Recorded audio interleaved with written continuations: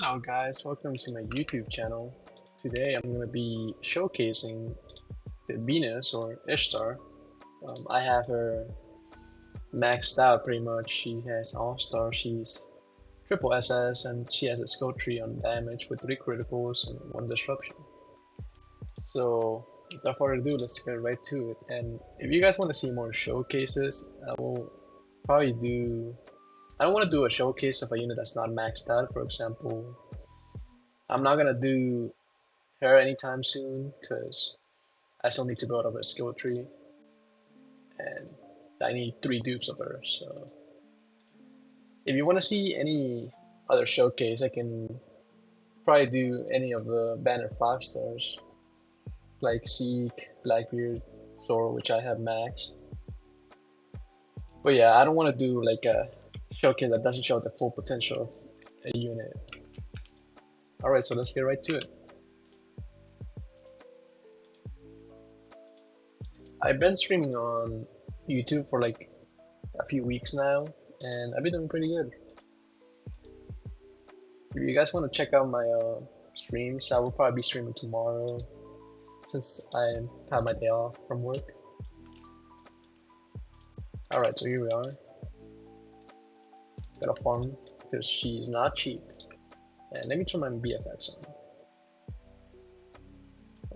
Where is it? Right here. Okay. So we're gonna need to farm for a bit because she's not cheap. And I will explain a few things about Ishtar and why she's so good later on once we get to it.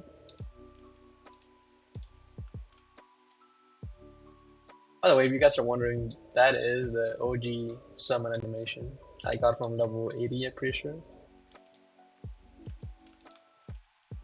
I think this next wave should be enough.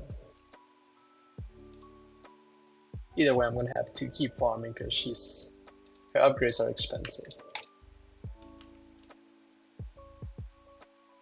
Alright, so stats on placement. 2,167 damage, 25.5 range, and 1.87 SP. She hits really fast. I would not recommend using her as a starting unit just because of this AoE. She's basically single hit. Single hit and she only hits 1 enemy, so you would prefer to use something like Aaron, which is multi-hit and full AoE. So yeah, definitely don't use her for starting out. She's better off when you max her out. The AoE gets better. I mean, but if the enemy stack like this, then I guess it works out. Alright, let's keep farming. Also, the cool thing about All-Star is that it makes the attack rainbow, if you guys can see it. It's like rainbow. We will be able to see it later once she gets better attacked. I might actually need to play something else for the shields, but that's fine. So, second upgrade, she already doubles her damage. Right now she's doing 2000 DPS. She, if you don't want to max her out, you could use this form, but probably target strongest. If you want to like kill the bosses. He's one of the best boss killers in the game. Alright, let's keep farming. And next upgrade, she's gonna get like 50% more DPS. We'll see it right here. Up to 3,500, almost 3,500. 6,500 damage. Still the same SPA, and I think a little bit more range. Alright, let me max my farms. She has 2 more upgrades that keeps her in this same attack. And we'll see it in a second.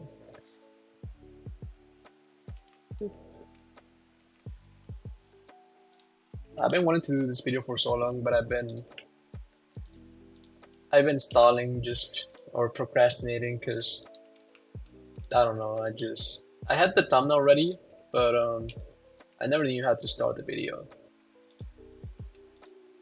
So I'm probably not gonna edit this video since it's my first video, but do expect to have some editing in the next videos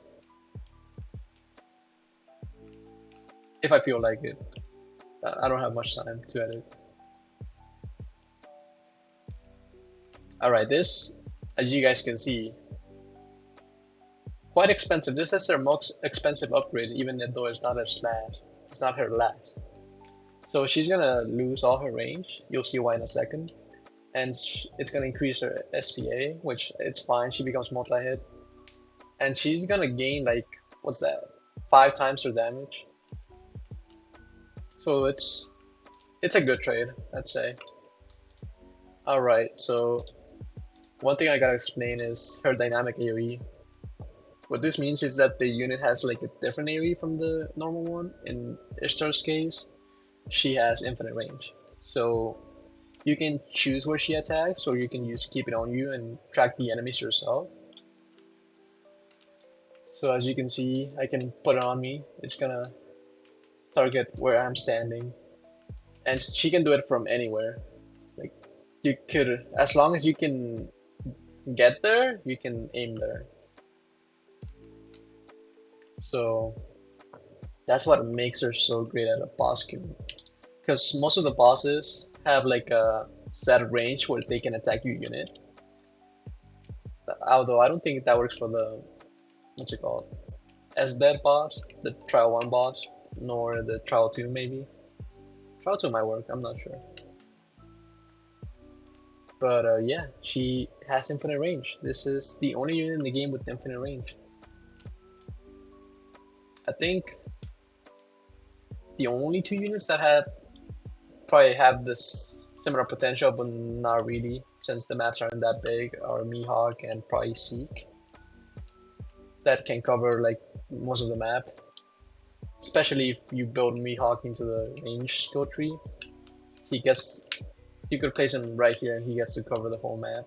I didn't bring him so I can't show it, but if you guys want to see a showcase on a max range skill tree Mihawk, I can definitely do that.